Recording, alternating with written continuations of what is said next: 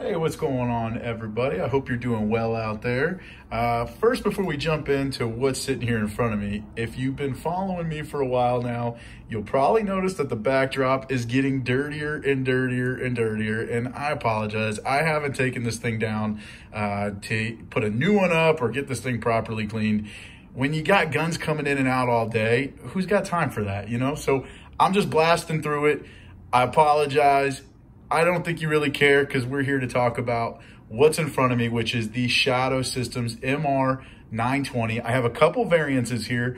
I just got a shipment of them in, and I thought while I have them, before they end up moving, I think it would be pretty cool to show some of the differences between the three that I have here in front of me, what those differences are, and maybe that helps, you know, give you a better idea of what's on the market, and maybe just overall make that decision or make a better decision in your next purchase or your first purchase or what have you. So what I have here actually to the right is I have two MR920 Elites with a threaded, without a threaded barrel. And then I have one MR920 Combat. So before I go into what is different between each one, I do want to reiterate that I at one point already made a video about the MR920 Elite where I got into a little bit more depth about what it includes and how the optic cut works and all that stuff. So we'll do a quick rundown just so we get the basics, and I'm going to jump in right on the Elite that's right here in the middle in front of me just for ease.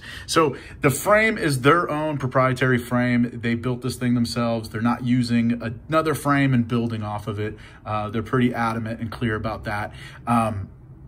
It does come with interchangeable back straps, and that's on all three of them. So even on that Combat, you can change out the back straps. On the Elite, you're going to end up having a optic cut that they say is their own patent pending optic cut. The big appeal with theirs is that without having to use any additional plates, right away, you can end up using a Holosun, a Trigicon, a Vortex, and a Loophole. And I think there's probably a few others, but they say those are the ones that they tested that right away it works without having to change anything at all. Front, rear serrations, all billet parts in their slide. On the Elites, you have the window cuts there. You know, no window cut on the Combat. Night sights, you got a front tritium, and you have a rear blacked out.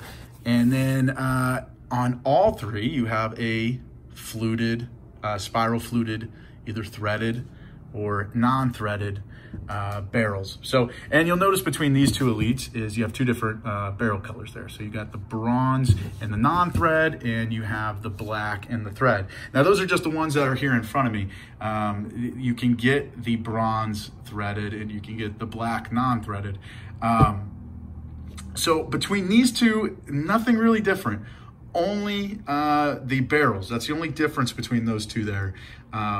One thing I did forget to go over was the trigger. So they come in a 4.5 or a 5 pound, well, 4.5 to 5 pound pool, and that's on all three. So let's show these two right here, because these are what's going to be the most different and actually the biggest price difference as well. So you actually have a $200 difference between these two guns. Now I can't go into too much detail about pricing on here, but I can tell you there is a $200 difference. So if you start shopping around, you're gonna see that difference, and let's go over what might cause that different price. So the big thing right away, the very obvious, is no optic cut. You have no optic cut on the Combat, and you have an optic cut here on your Elite. Now on the Elite also, you'll notice they take more off the top there. So there's more texture on that Elite than there is a Combat. That is supposed to help, obviously, with a weight reduction, just for an overall lighter carry-in gun. Serrations are the same. You got a front serration, rear, front and rear, but then obviously no window cut like you have on the Elite. So that's another added value. Not on the Combat. The Combat, I'm pretty positive, only comes in a non-threaded option. So you're stuck without getting the threaded barrel. Whereas with the Elite, you can either get threaded or non-threaded. Capacity-wise, everything's the same. Each of these pistols, that I have here in front of me come in a 15 round capacity, and they take Glock 19 magazines. Each of these as well will fit pretty much any accessory for a Glock 19 Gen 4. So your holsters, any Glock 19 Gen 4, all three of these will carry. Of course, you got to consider this has the threaded barrel where this doesn't. So something to keep into consideration. If you're going to use your Glock 19 holster, you might need to accommodate a threaded if you go with the threaded option. Going back to the frame, one thing that's similar on all three is it comes factory with a double undercut. So that's gonna help you get a better grip, a better ergonomic feel on each of these. And the double undercut definitely helps out as far as your grip. If you haven't tried a double undercutted frame yet, definitely worth finding someone who has one and picking it up and feeling the difference between yours that doesn't and theirs that does. And you'll see why that ends up being a big appeal. Now between these two, not a big price difference. You're only looking at about a $20 price difference between the non-threaded to the threaded. Now, of course, that's within our store and our sales floor. I'm sure you're going to see a lot of variance as we've seen all throughout 2020, and I'm sure that's going to continue into 2021. But as a whole, you're probably looking at about a $20 difference.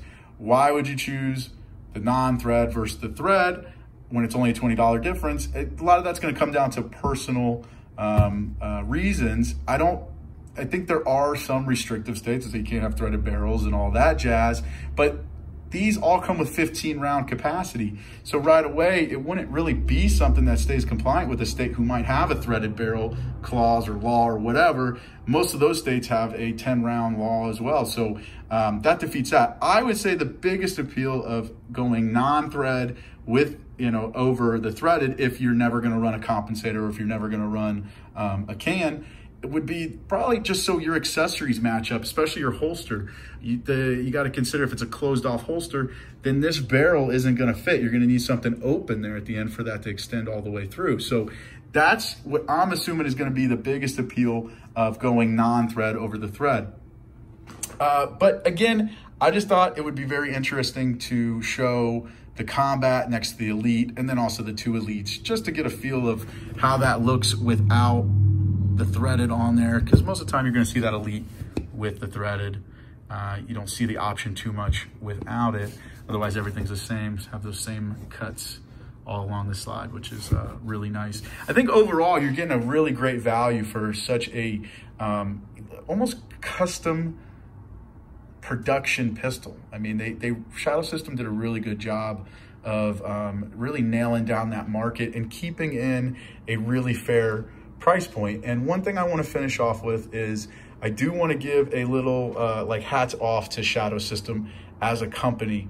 I think one of their biggest focuses is their customer service, which is phenomenal. And there are companies doing that, but when you see it, it feels really great. And I mean, being someone who deals in firearms and sees a lot of them, I've dealt with companies that, just kind of blow you off or never speak with you.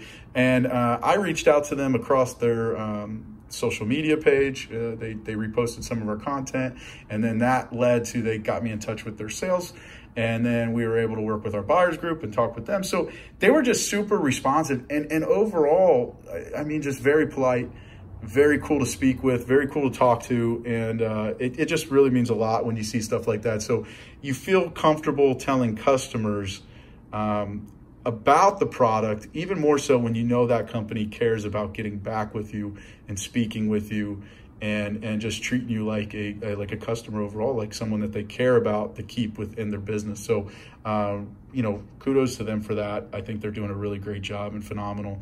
And again, I know this ran a little bit longer than what we normally do. I hope it showed you some sort of differences. I really appreciate all the comments and reaching out. I really enjoy interacting with everybody. If you ever need anything at all, please feel free to reach out anytime.